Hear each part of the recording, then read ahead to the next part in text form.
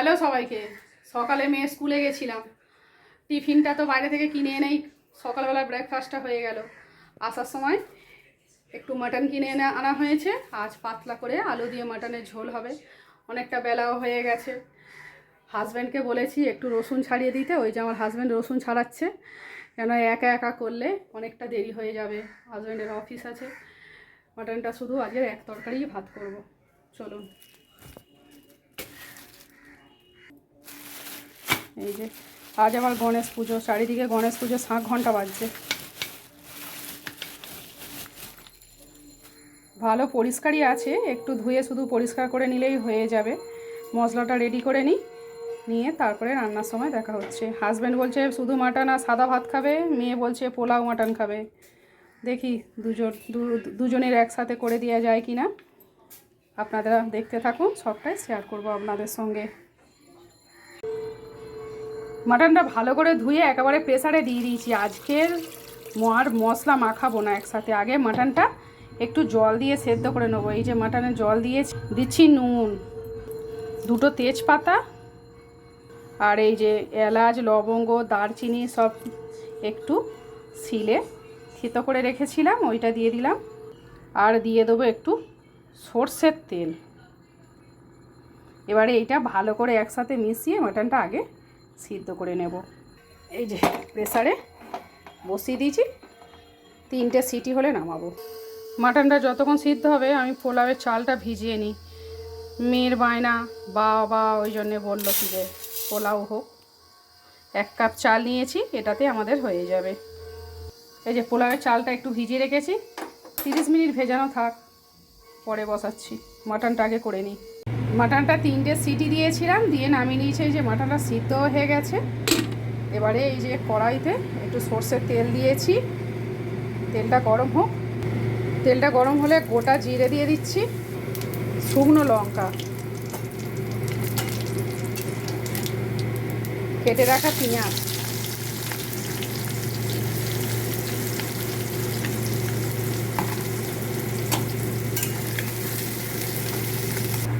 পোলাওয়ের চালের জলটা ঝেড়ে নিয়ে এবারে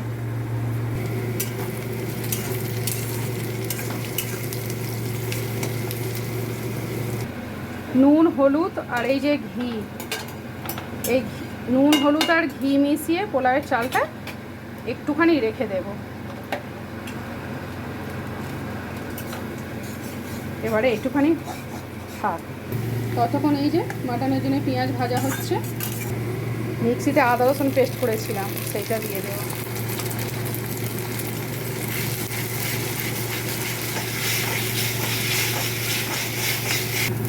লঙ্কা গুঁড়ো, হলুদ গুঁড়ো, নুন কিন্তু অল্প করে দেবো, কেননা যখন মাটনটা সেদ্ধ করেছিলাম নুন দিয়েছিলাম। মশলার কালার কিন্তু এসে গেছে, তেল ছাড়তে শুরু করে দিয়েছে।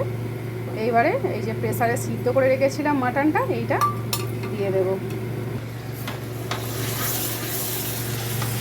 মটন কথা হচ্ছে, এই যে তবে হলুদ লঙ্কা দিয়েছো? না না, আজকে মাটনটা আগে প্রেসারে সেদ্ধ করে নিয়েছি।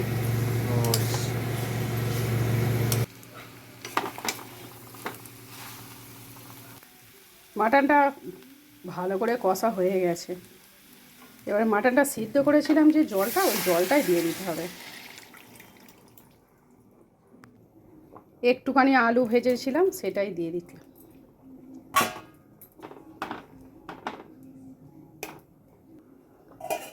এবার চাপা দিয়ে হোক, যতক্ষণ মাটনটা হচ্ছে আমি পোলাওটা বানিয়ে নিই। এই যে একটা গামলা নিয়েছি, অল্প সাদা তেল, অল্প ঘি, গোটা গরম মশলা আর তেজপাতা,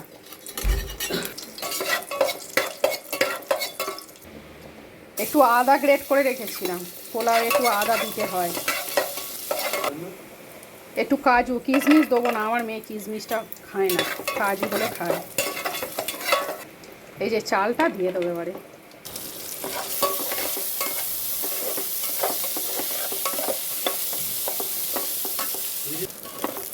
চালটা একটু ভালো করে নেড়ে নিয়েছি। এবারে 1 কাপ চাল দিয়েছিলাম, ওই জন্য 2 কাপ জল দেব। জলটা আমি মেপে রেখেছিলাম। পোলাও কিন্তু আমি বাসন্তী পোলাও বানাচ্ছি, এটা গোবিন্দভোগ চালের নয়। বাসন্তী পোলাও বানাচ্ছি। বাসন্তী পোলাওটা বানাচ্ছি কেননা এই চালটা আমার ঘরে ছিল, আর দোকান থেকে কিনে আনা হয়নি। যেটা বাড়িতে ছিল সেটা দিয়েই বানিয়ে দিচ্ছি। একদম লাল লাল কালার হয়েছে, দেখছেন?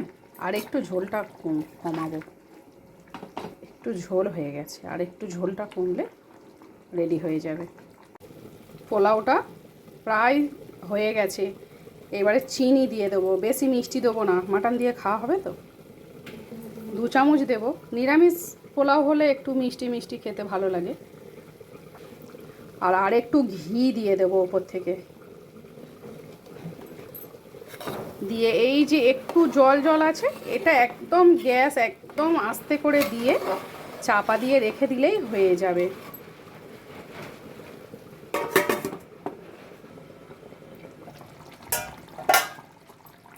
মাটনটাও এদিকে রেডি হয়ে গেছে, এবারে নামিয়ে দেব।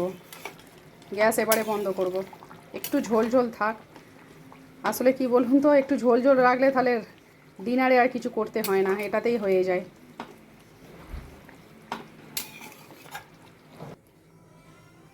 তৈরি হয়ে গেছে আলু দিয়ে লাল লাল মাটনের ঝোল আর পোলাও। এটা এবার একটু চাপা দিয়ে রেখে দিলে ঝরঝরে হয়ে যাবে। কেমন হয়েছে আমার দুপুরের লাঞ্চ মেনু অবশ্যই জানাবেন কমেন্ট করে।